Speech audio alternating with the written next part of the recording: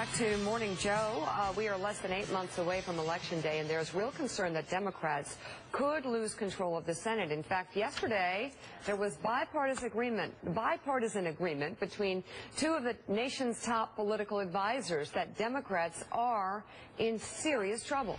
With 14 seats in play on the Democratic side and a couple of seats in play potentially on the Republican side, I think it's highly likely that the Republicans pick up a majority. I think if Democrats are going to survive that wave, the president is going to have to get a lot more involved in raising money for the party committees and for the national party if the Democrats are going to have any hope of keeping the Senate. If he doesn't get, as I said, more involved in raising money, in getting voters excited, we know, as you said, that Obamacare is going to bring Republicans out. What issues can the president try to put on the table that get Democrats excited? But if he doesn't get more involved in, again, raising money and making this a choice, as Dan Pfeiffer said, you lose the Senate, and if you lose the Senate, turn out the lights because the party's over. It's a real predicament for Democrats, and one of the states in play for Republicans is up in New Hampshire, where former Senator Scott Brown is setting his sights on Capitol Hill once again.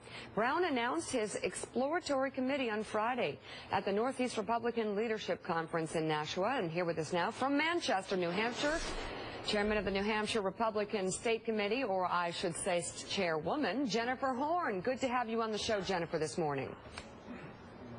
Oh, good morning. It's my pleasure. Thank you so much for having me. So how do you think the Granite State would react to Scott Brown? Would they see him as a carpetbagger? Well, you know, you just said that some folks are expressing concern about Republicans taking the Senate. We're actually very excited about the fact that Republicans have an opportunity to take the Senate this year. Up here in New Hampshire, what voters are looking for is somebody who's going to be an independent voice that fights for the people of New Hampshire, that stands up and, you know, is a strong voice for the fiscally conservative policies that are so important to us up here in the Live Free or Die state. And I think that Senator Brown's got some tough questions he's going to have to answer, just like everyone else in that race.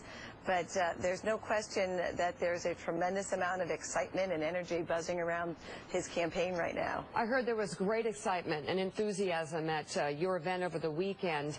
And what are some of the primary message that came out of it and ideas for Republicans? What's it going to take to win New Hampshire? Sure. Well, listen, the first step is that as Republicans, we have to stand together. What was so exciting about this event is that we had 2 days worth of speakers and panelists who represented the full spectrum of Republican principles, the full spectrum of the Republican Party. But what they all agreed on and what everyone in the room agreed on, it's so important that we win this year. It's imperative that Republicans win back the Senate. It's imperative that we win back our majority in the House here in New Hampshire. And the only way we're going to do that is if we expand our base and stand together behind the candidates that get nominated. Thomas. Jennifer, when we talk about Scott Brown and moving across state lines coming into New Hampshire, talk about the bench that you have there in New Hampshire. How come there isn't a rising Republican star on the Republican side there already and not seeing someone like a Scott Brown moving into the state to try to take over that role? Sure. Listen, we have a great bench here in New Hampshire and a number of great candidates. You look at our congressional races, you look at how things are shaping up in our gubernatorial races, and we've got an awful lot of seats to fill. You know, we have a different situation here than most states. We have a House of Representatives with 400 seats in it. So we have a deep bench. We've got great, strong, enthusiastic, energized Republicans here ready to win. As far as Senator Brown goes, we've already got 3 other candidates in that race. And Senator Brown, I think, has been as warmly received as he has because he does have a history here. He does have roots in New Hampshire. He's had a home here for decades. His family, he was born here. His family's from here. Many of our activists, when Senator Brown first ran, crossed over to Massachusetts to help out that campaign and to help him get elected. So I'm not worried about our base. And as I said earlier, Senator Brown's got some hard work ahead of him. He's got some tough questions to answer. But we're very confident, very comfortable here that we're going to be able to win not just that Senate seat, but a lot of others. Jennifer, I know one of the questions you all were dealing with there at the panel, I think it was Joe's panel actually, is why should New Hampshire be first in the nation for the presidential primary? And what was the answer that you all came up with? Sure. Well, look, we take our position in that process very seriously here. We understand the tremendous weight responsibility that comes with it.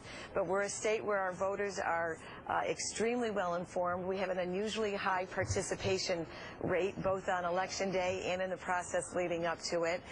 We think it's really important that candidates, especially presidential candidates, be forced to talk to voters face to face, one-on-one, answer tough questions, not just from you folks in the media, but more importantly from the voters, from the citizens that they're supposed to represent. So when these candidates have to spend a couple of years going from house to house, from fair to fair, from hot dog stand to hot dog stand, talking to real people, answering the questions that come from their hearts, that come from their concerns, we think that's really good for the process.